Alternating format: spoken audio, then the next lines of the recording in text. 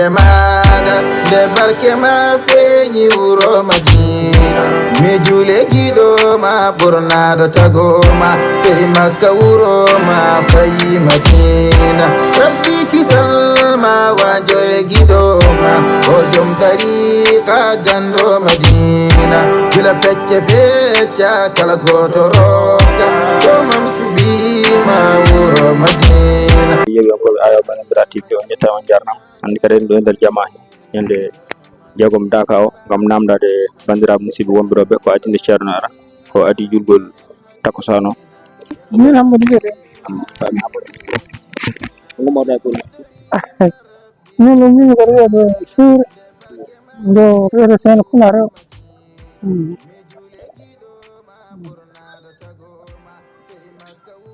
gummoɗa ko gommi ko rew murten o min ko daka hita fof ɗum ɗon alami jaggay salam mi yiɗi tan no moƴƴi diine ɗe tan yimɓe goni diine ɗe leyɗi tan yiɗi diine takati yo yaari yeeso wuro mon ko no foti oɗoji ngar ɗum walla régime keewi kay minen ko ɓuranɓe régime keewi holno jiiruɗa guilɓamɗa ara daka o waylo waylo holno jiiruɗa ɗum banggue ɓeydare yimɓe ene midde kam yiyen ɓeydare mbiyen no moƴƴi tan kam ɗum banggue keewal ngal mbaɗi dakaji machallah ne heewi koko mbaɗirɗa kadi sono yaha garta tan hitande fof so dañi ɓe guuri filli yo garta tan ndin kam yimɓe yo Allah wallu ara yo Allah walluma ara kadi tawi arta ko moƴƴere kay e feewal haala ɗo e yidde ceerno yo ar te kadi yimɓe ɓeydade yo ar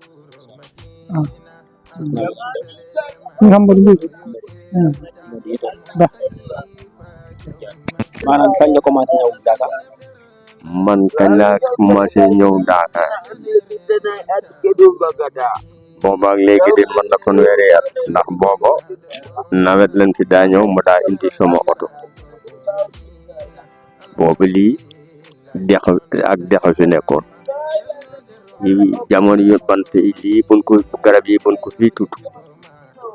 ak léegi mu jege fanweeri at kon yow xam nga sëriñ bu mag bi mooy sa fekk nga waaw fekkee naa si moom tuuti de mook Cheikh Ba mook Waaji Baro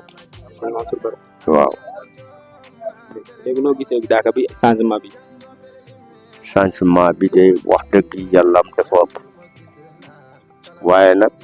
maanaam lu baax moom amu tànki arrière kanam rek booba daka ji booba lii ñu defoon nii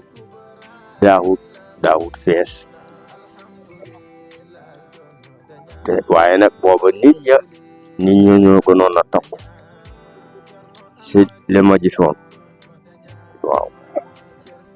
lan moo la gën a neex ci daka lan moo la gën a neex ci daka lan moo ma ci gën a neex tey man laa wax xaw ma ñeneen man bu mu fi jógee rek yàlla dana ma dugalaat si jaamu yàlla bu bees boo xam ne kii moom man ba at mi dil si daal bu sama xel demee rek ma kii waaw man de njëriñ laa si gis maa nga dëkk Linguère dëkk bu ñuy wax Linguère maa ngi nekk sama kër maa ngi ko indi Ribo léegi maa ngi nekk Ribo waaye boobaak léegi de musuma koo tardé daaka ñëw am rek ñëw mustam wax dëgg yàlla waaye nag man de gis naa si sama avancement man ak avancement hu daaka moom léegi amutu tànki arrière tànki avancé rek te it xamal naa ne koo xam ne kii jullit nga jullite ngi si yow tuuti boo ñëwee ren bu déwénee da nga ñëwaat loolu moom it seetlu naa ko ndax daanaa dem Jolof di wax daaka di leen sifa daaka di leen sifa daaka waaye mujj bi léegi defe naa bëri nañ fi lool waaw war na ma xam ne te it man nit laa koo xam ne may dox bëri na siyaare yi may dem waaye fu si mel ni Daaka moom Daaka rek laa ko gis ci Sénégal danaay dem Koukota danaay dem Touba danaay dem Tivaouane danaa dem Ndiassane waaye Daaka moom Daaka rek ndax dangay seen mbooloo mu toll doo fi ci jigéen loo fi sàkku loo fi ñaan yàlla mën na koo def loolu moom gis naa ko si Daaka bu baax a baax a baax. léegi yéen yow da nga ànd ak mbooloo wala yow kese yaa fi ñam da ngeen ànd ak am fi ay seen Daaka yooyu noonu. man dama tafu rek si Daaka yi jaambur waaw sama benn xarit ñii di ko wax Jallo Foore ñoo bokkoon ni nekk ni nge ribu ñu dunta googu dégg bëccëg booba jamono mel nii munu ma yow daal man nii nga mel may di la yóbbu may yóbbu la Daaka rek laa bëgg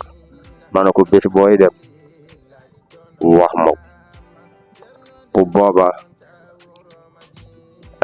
yàlla mën na def ma am paas ma def yàlla def at moom xamul nawet man ma xam nawet ma ne ko wax ma la nga daa faral lépp mu wax ma ko ma yëkkati ko jox ko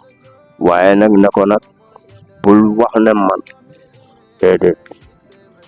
man yow toujours sa daraja rek laay dem ba nga xamal ma barab boobu fii ay naar daanan fi ñëw naari faas léegi leen ñëw waaye booba waa faas yi daanan fi ñëw foofu lan daatoo ñoom daawun jaxasoo waaye nag wax dëgg yàlla am Daaka moom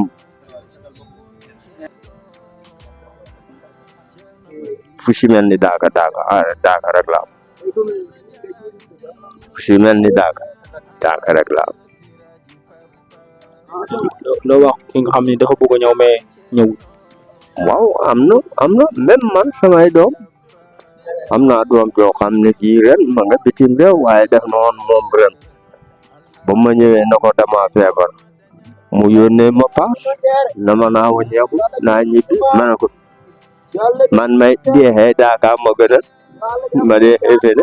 man kay comme xas naa ñëw may toog rek ba Daaka tas bu may fi deexee moom ma gënal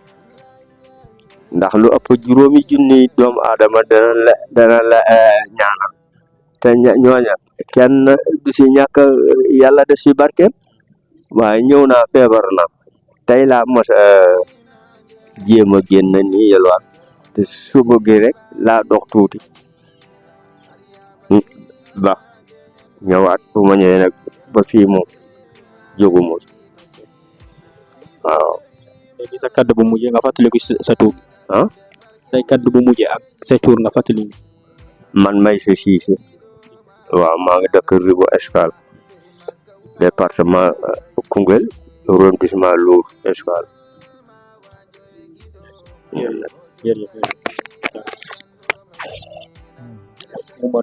min ngol mbiyete Sahel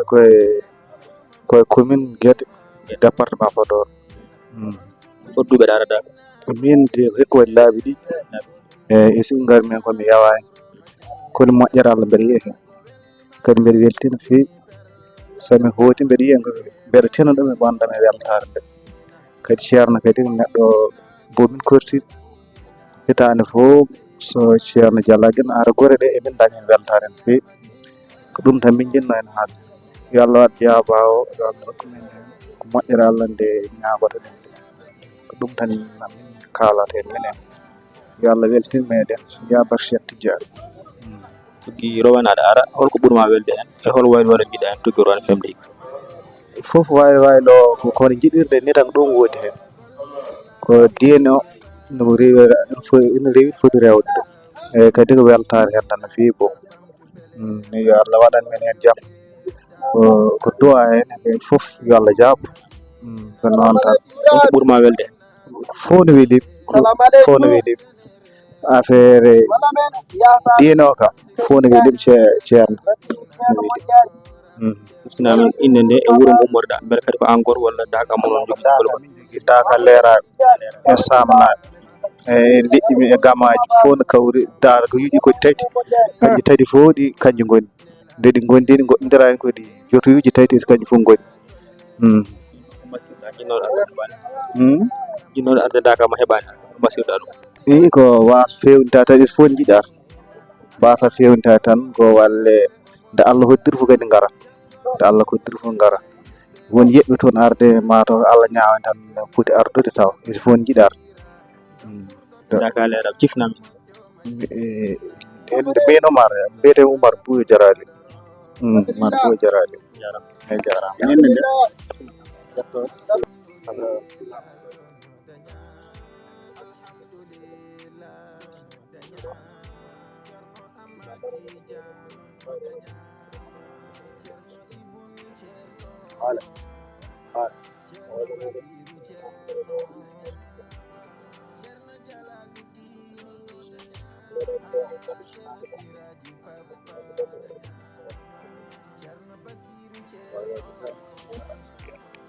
ko noon tigui bandiraɓe eɗen doha nder jama he sikala ko adi takutan juule kuccidir ɗo musidɗo Abdoulaye Diop legal Rumi ceerno Abdoulaye Diop kalnamin hol yande mayɗa eyyi caggal yettude Allah e julde nelaɗo sallallahu alaihi wasallam en calmina dendagal tawtoraɓe ɗo e Daka he gandi kan hande hikka woni 34 édition Daka hitande foof Daka ene ɓeydo wadde kawisaji en teskima kewal yimɓeɓe guila e fuɗɗode eɗen gandi Daka kam wayli guila e gonka ka ha organisation to banggue juɓɓudi woni yimɓeɓe no goni ni en teskima hay jeeyi goɗɗi natti wade no wano nden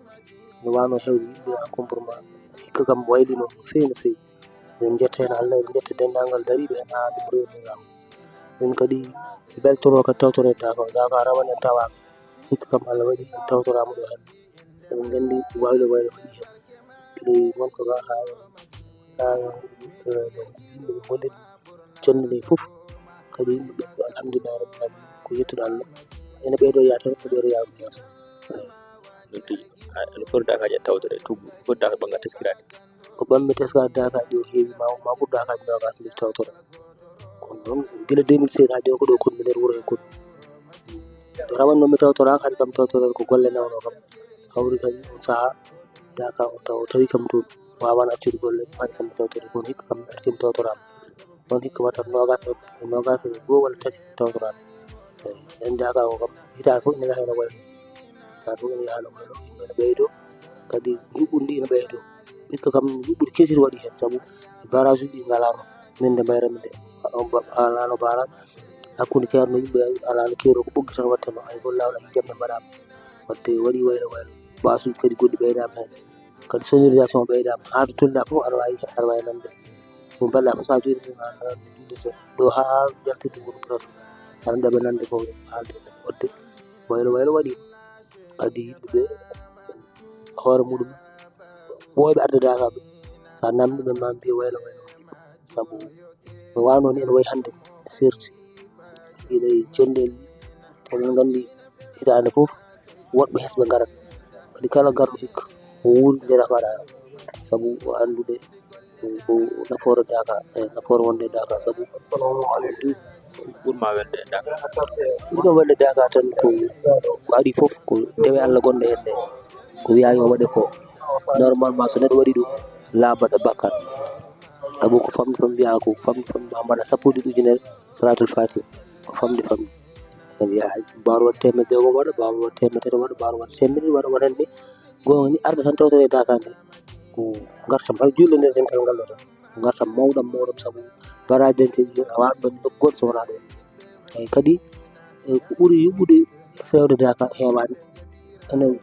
heewi ɗo jetta dente kono Daka ko ala saabu ko mbaɗa wiide ala saabu ko worɓe ɓolɓe hay ndefu e gonka foof ko worɓe tawtorte ade firtigol Daka ko mum ko banggueji goɗɗi foof aɗa yaha taw ha rewɓe worɓe goni ko wiyete ko jaruji ko nande kono ɗum ɗo fodde balɗe sappo worɓe ɓolɓe wona e ladde tuula heela toon ñamat toon jarat toon mbaɗa foof mo waɗi ko hunde nde ganduɗa weɓanide e nokku goɗɗo eyi holko mbasirɗa ɓesgu wuro ngo? eyi ko yoɓe tinno tan e andude hoɓɓe ɓe arɓe ɓe ɓesgu mumen yoɓe kollu ɗumen ko wuro ngo ko Daka Madina jiiɗa e guure keddiɗe Madina waɗi ko gonga muɗum jiiɗa e gongaji keddiɗe woni hoɗɗum ɗo ko wuro sunna wuro diine sunna ardiɗo henne e jokkere enɗam ko diine ɓurɓe ɓuuri cencinde ko heddi hen koko jokkere enɗam sa ari ɗo poɗɗa ko tinnade ƴewade yimɓe gondi ɓe gonɗirano dentoɗa kaake janede dentoɗa jawdi janedi ndewɗa galle janano woni hoɗɗum ndewa Allah fodde ko poɗɗo ko mbawɗa rewde ko ñemtina arɓe ɗo ɓe wonɓe nder wuro ɓe kadi kañumen kala ko koɗo yi suusi memde ne wawi taw won duñɗi ɗum hen walla won balluɗo ɗum hen kono so kala jomum ari holli ɗum to foti hadde ene foti waddirde ton ene haasi gueɗe kewɗe mbatta so tawi jomum noon a wellitiɗum a yanni ɗum kala ko welli ɗum waɗa so nden yonti kala ko wiya wiyata ko taw ko an yimɓe kala ko ma e radde ko jawgal defi taw noon ko an defi wali wuro en ɓe kañum poti wallude hoɓɓe arɓe kolla ɗumen ko wuro ngo yiɗi ko wuro ngo saɗi so tawi noon koɗo ari ha watti udditode barmeji anandi kam foti ko wellitade walla rokkede wonno ɗum ɗo ko wali wuro foti andina ɗum kañum ko ɗo foti haade ɗo foti hay radio ji eɓe kaala ngal fof ceerno nana wiya yimɓeɓe kala garɗo Daka yo yaade hakkude kala garɗo ko wuro koɗɗa so gueƴoy sa juuɗi gueƴe ya hokka wonɓe Daka ɓe arɗo ko addi ɗumen ko rewde Allah ndewe Allah oɗo saaha ko saaha profito balɗe sappo gonta ɗo ɗe woto feere profita kala ko ganduɗa hoorema e manquema ma gueɗe e diine maɗa ha e gonka ma ɓeydotoɗa ko ɓeydotoɗaji saabu sa ari ɗo aɗa rewa Allah ñande fo aɗa rewa Allah kono sa ari ɗo hen gonɗa koye ɓeydade so tawi a tinima noon daña sa welsinima kadi kon dañan ɗum addanta hen so wona ko tampere ɗum noon jara neɗɗo ummotako guila kilométre uji ara ha ɗo kadi tawa ala ko dañata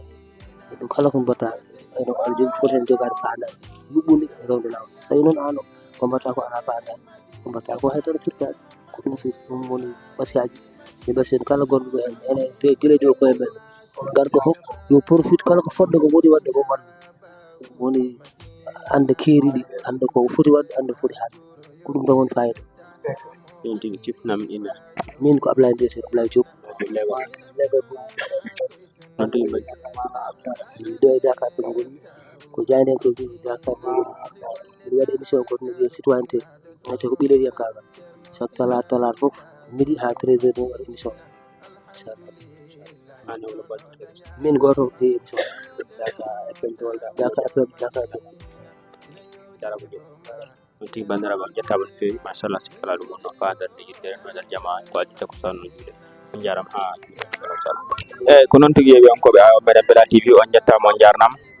sikkala en kawruɗo e Mamadou Diop ɓurɗo lollide Bagal Diop Bagal mi salmina bandiraɓe. Assalamu aleykum wa rahmatullahi taala wa barakatuhu camini galle o foof galle Bella TV dendagal engal bon camini ɗumen dendagal Dakar naaɓe foof musidɓe men ɓe ganduɗa ɓe ganduɗa bon camini taw gar camiɗaji ɗin ardi ko khalifa men Cheikh Ahmad Tidiane Ba on diɗen yaɓe makko e ɓesgu makko foof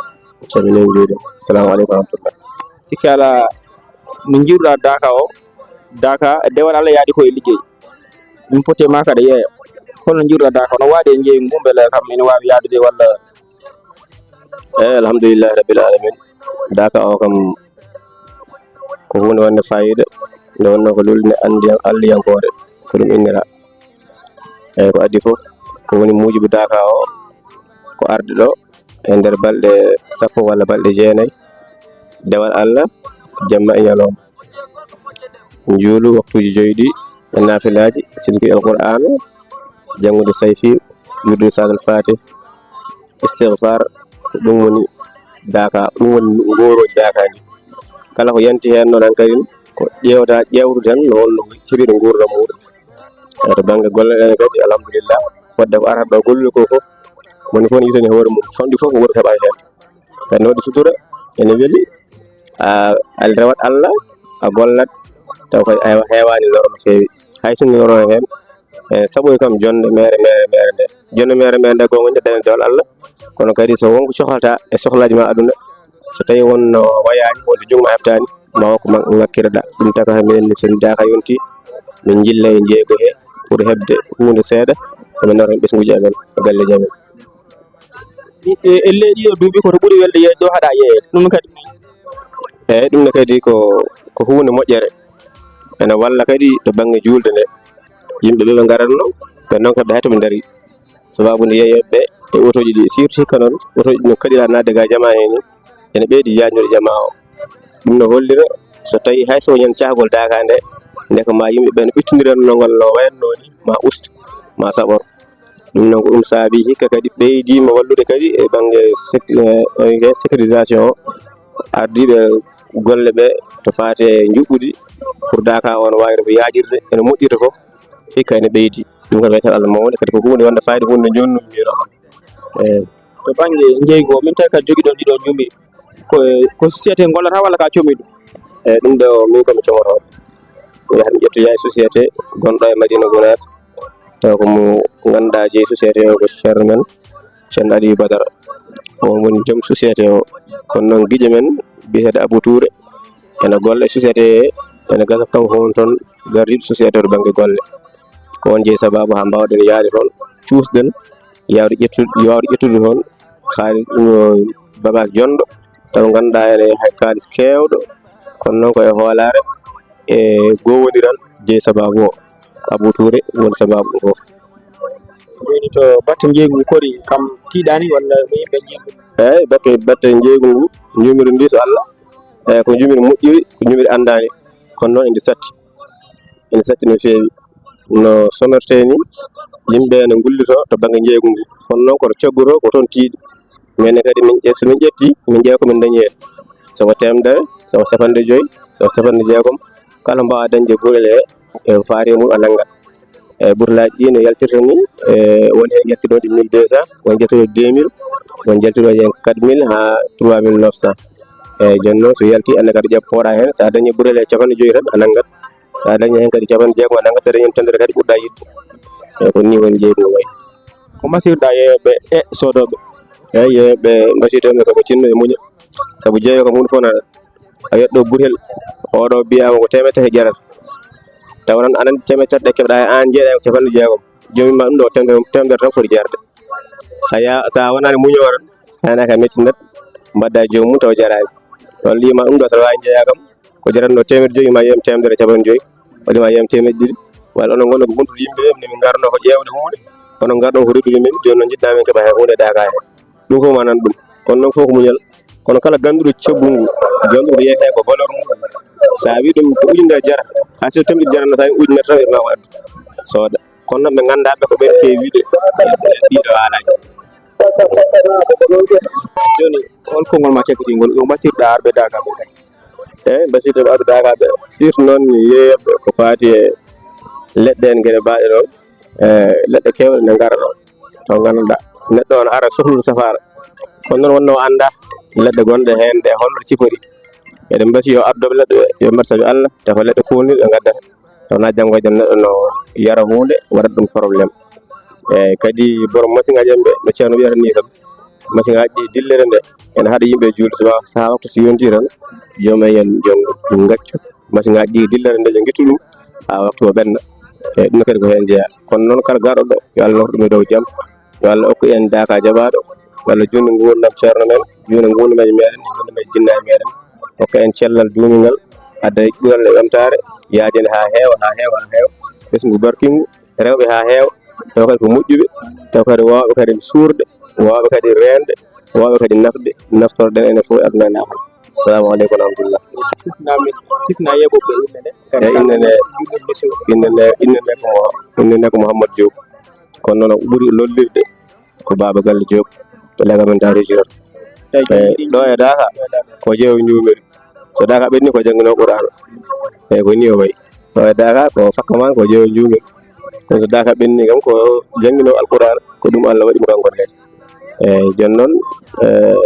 wasiya men hankkadi ko jumiri ndi kala cohluɗo ni ɗo e janggo oro saaha so tawi heɓani mi wiya nde heɓata de ko sattade muɗum par ce que ñumiri ndi kadi hewani eyyi tawi ko eɗen jokkodirgol meɗen ko 77 917 19 10 ko keddiroɗen noon kadi hewani assalamu aleykum wa rahmatullah. noon tigi jarama no fewi. mi fuɗɗorima rabbi inde maɗa nde barke ma feeñi wuro madina mi juule jiɗoma ɓurnaɗo tagoma feri makka wuroma fayi madina rabbi kisalma wanjo e giɗoma o joom tariqa gando madina gila pecce fecca kala goto rokka jomam subima wuro madina